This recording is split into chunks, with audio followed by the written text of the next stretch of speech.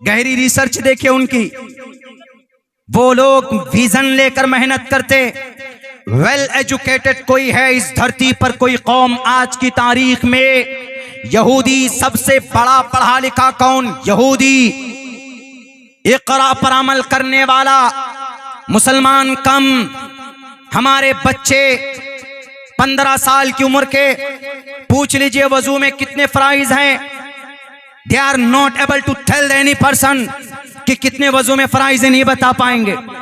हमारे बच्चों से पूछ लो अच्छा नमाज में क्या फराइज है, शराइत नमाज क्या है, नहीं बता पाएगा। गुस्ल में क्या फराइज है, नहीं बता पाएंगे। अल्लाह के नबी के बारे में पूछ लीजिए, नहीं बता पाए। अब्दुल मुत्तलिब के बारे में पूछ लीजिए, नहीं बता पाएगा।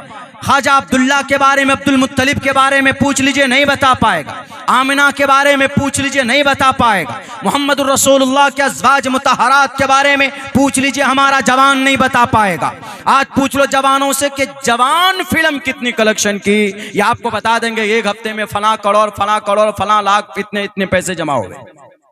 सलमान खान की कौन सी फिल्म रिलीज हो रही है दिवाली में, ये वो भी बता देंगे। बल्कि बाज़ाब्ता टिकट लेते हैं ये जाकर शॉपिंग मॉल में। लुलु मॉल लखनऊ में थे, हम पहुंचे जुमे का दिन।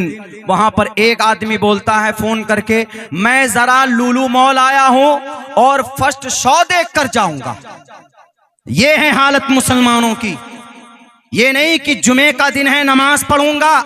ये साजिश है। टी सीरीज, वीनस, मार्वल्स, ये बड़ी कंपनियां जो फिल्म रिलीज करती है जुम्मे को, क्यों पागल कुत्ता काटा है? नहीं, आपको जुमे की नमाज से दूर करने के लिए हर मुमकिन कोशिश करती है वो कौम।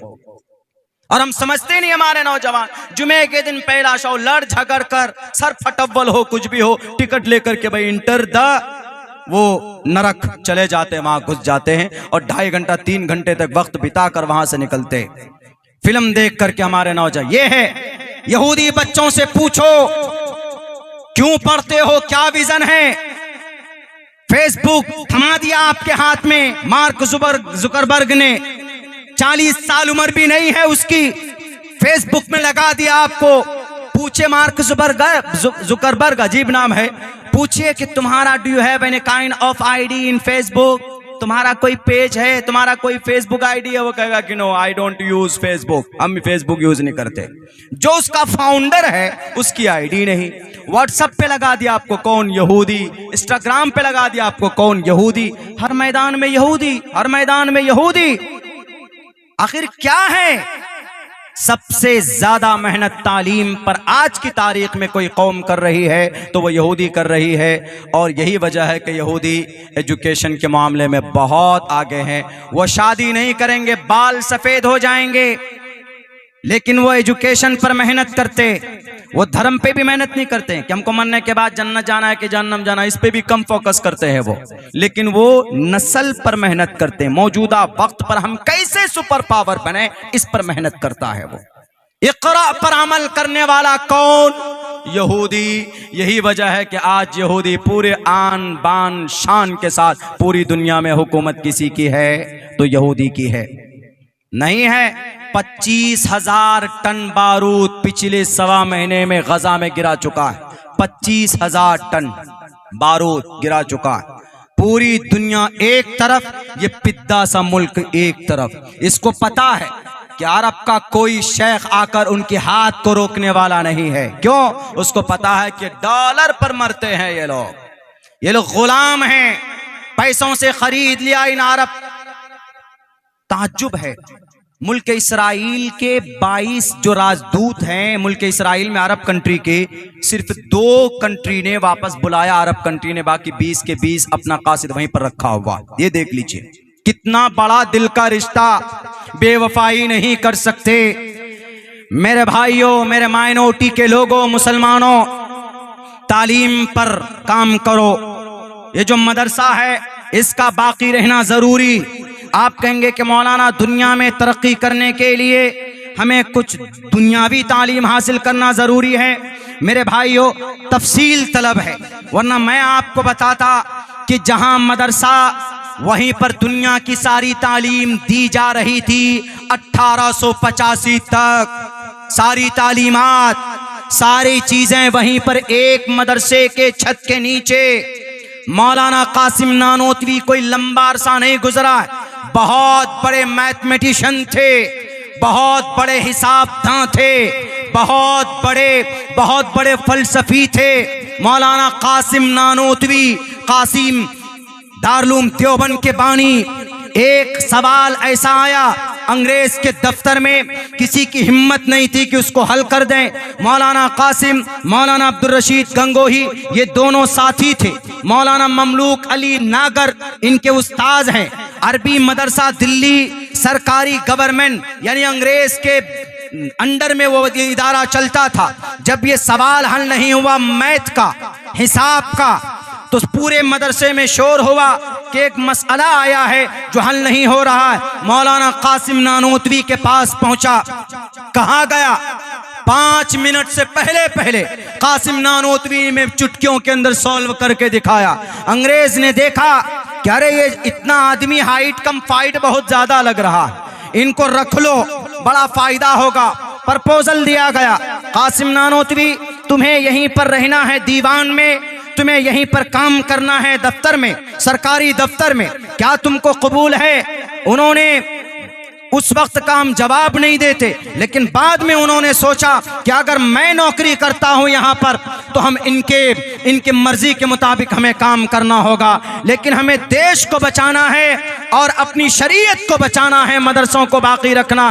तो मौलाना कासिम नानोतवी के पास किसी मदरसे की डिग्री नहीं है, वो कासमी नहीं, मज़ाहिरी नहीं, नदवी नहीं, हलीमी नहीं, गुफरानी नहीं, सुलेमानी नहीं, किसी भी मदरसे की डिग्री नहीं है उनके पास।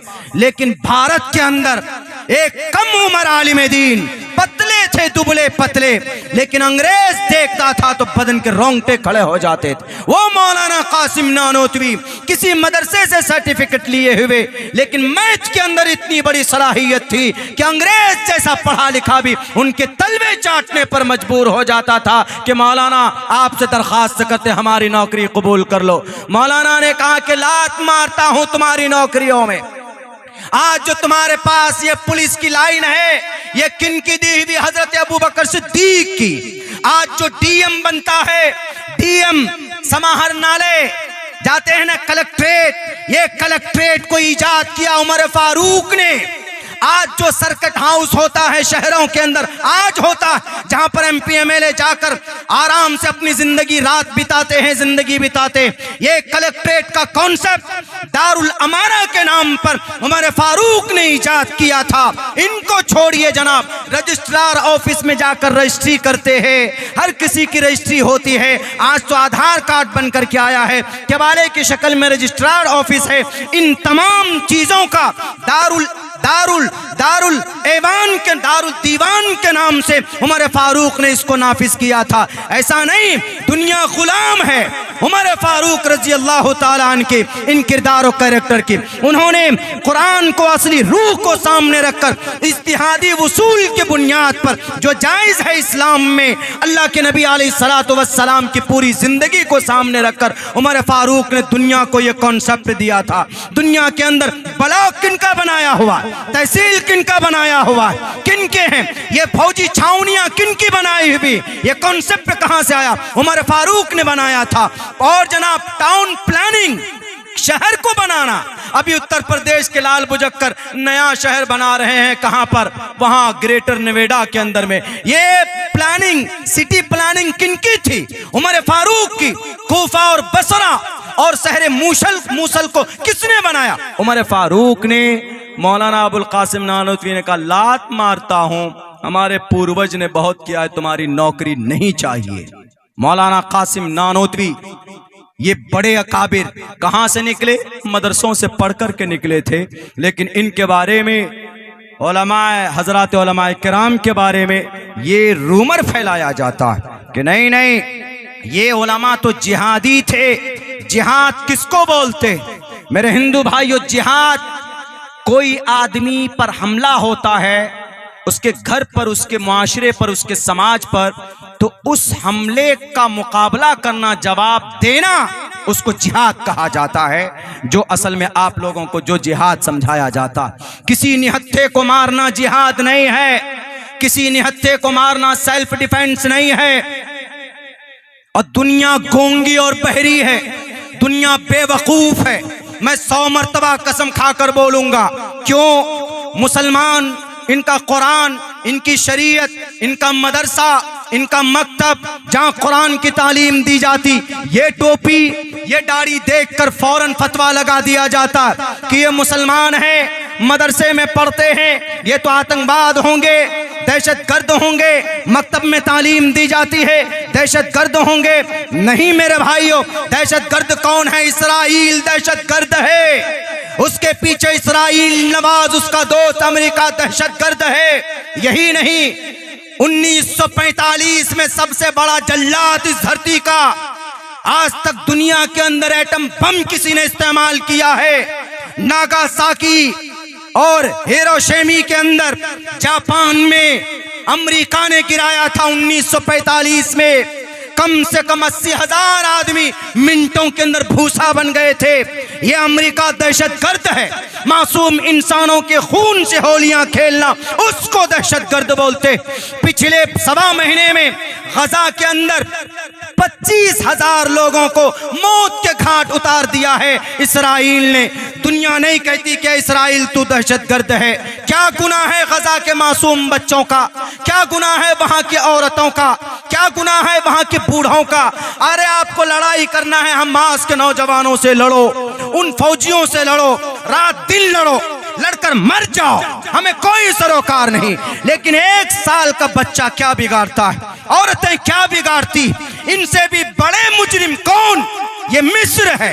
इसलिए कि गजा की एक बॉर्डर मिस्र में खुलता है, लेकिन मिस्र के करीब बॉर्डर पर जब पहुंचते हैं गजा के मासूम बच्चे, गजा की औरतें, वहां के बूढ़े कि जरा बॉर्डर खोल दीजिए, हमारी जान बच जाएगी। वो जालिम पत्थर दिल मिस्र का हुक्मरान, कलमा पढ़ने वाला मसनूई ढोंगी मुसलमान, वो कहता है कि नहीं, हम नहीं खोलेंगे बॉर्डर। क्यों? तुम्हारी जमीन है, तुम लड़ो, तुम मरो। अरे बेवकूफ, अगर यही करना था तो इन्नमल मुमिनून इख्वा कब अमल में आएगा? अल मुस्लिम अखुल मुस्लिम का कब मतलब अदा करोगे? अल मुस्लिम का जसदिन वाहिदिन का मतलब कब अदा करोगे? उनसुर अखा का जालिमन और मजलूमन पर कब अमल करोगे? है कि नहीं? अरब हुक्मरान अपने आप को कहना बंद करो, शेख। तुम शेख नहीं हो, तुम मुजरिम हो। दहशतगर्द को दहशतगर्द नहीं कह सकते। मदारिस में पढ़ने वाले दहशतगर्द नहीं होते। आज जो बम गिरा रहा है वो दहशतगर्द है। मदारिस के अंदर पढ़ने वालों ने तो देश को आजाद किया। अभी मदारिस के अंदर पढ़ने वाले कौन? शेर हिंदुस्तान चर्चा हुआ टीपू सुल्तान रहमतुल्लाहि अलैह। जिस दिन जंग में गए उस दिन 2 पारे कुरान करीम की तिलावत करके निकले मैदान में मदरसे में पढ़े, कुरान करीम की तालीम हासिल की। मदारिस का पढ़ने वाला दहशतगर्द नहीं हो सकता। अगर ये मदरसा ना होता, ये मुल्क आजाद होता। बताओ भारत के या दुनिया के इंसानों, अगर मदरसा ना होता तो शाह वलीउल्लाह ना होते, शाह वलीउल्लाह ना होते तो शाह अब्दुल अजीज ना होते, शाह अब्दुल अजीज ना होते तो शाह हाजी इमदादुल्लाह ना होते, हाजी इमदादुल्लाह ना होते तो बताइए मौलाना कासिम नानोतवी ना होते, मौलाना अब्दुल रशीद गंगोही ना होते, मौलाना कासिम ना होते तो दारुल देवबंद की बुनियाद ना डाली जाती, और दारुल देवबंद ना होता तो शेखुल हिंद ना होते, शेखुल हिंद ना होते इनके 2 बड़े शागिर्द, एक तो खिलाफत ये रेशमी रुमाल की तहरीक चलाने वाले मौलाना उबैदुल्लाह सिंधी ना होते, और शेखुल हिंद की एक मजबूत, इनका एक सपूत शेखुल इस्लाम ना होते। अगर शेखुल इस्लाम ना होते तो अंग्रेज के सामने कहने वाला कौन होता कि अंग्रेज तो जालिम है? बताओ आजादी की तारीख में लाए कोई माँ बताए कि मेरे ऐसे बच्चे को पैदा किया, जन्म दिया है जिसने अंग्रेज का मुकाबला किया। किसी माँ ने आजादी के अंदर ऐसा बच्चा पैदा नहीं किया जो शेखुल इस्लाम थे। उन्होंने कहा कि अंग्रेज तो जालिम था, है, to the day of judgement, क़यामत तक रहेगा, और मैं कहता हूं तुझको तो हमारे देश का मुजरिम है। कौन थे शेखुल इस्लाम? मदरसे में पढ़े हुए 65,000 उलमाए किराम ने फांसी के फंदे पर लटक कर अपनी जानों की कुर्बानी पेश की थी, तब जाकर ये देश आजाद हुआ था। ये है मदरसे की तारीख।